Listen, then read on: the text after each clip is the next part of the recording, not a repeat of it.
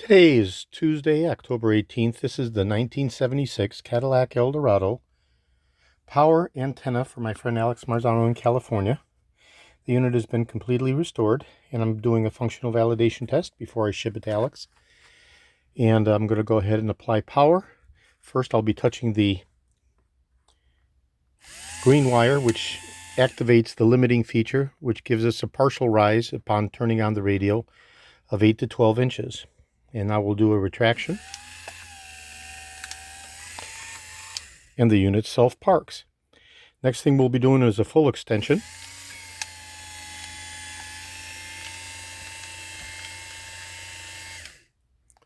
Okay, full 36-inch extension, beautiful telescopic mast. And now we'll do a full retraction.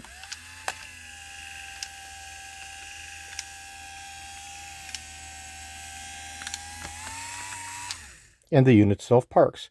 So that's the 1976 Cadillac and Cadillac Eldorado 4-wire power antenna with the limiting feature. This is a 4-year only design from 1973 through 1976, whereby you have the limiting feature. More specific in 75 and 76 is a variant to the 73 to 76s, as there are some differences between those two subgroups. And the unit has been fully restored. It'll be going to my friend Alex. This is George in Florida. I have over 75,000 original vintage parts for the Cadillac Eldorados from 1967 through 1978.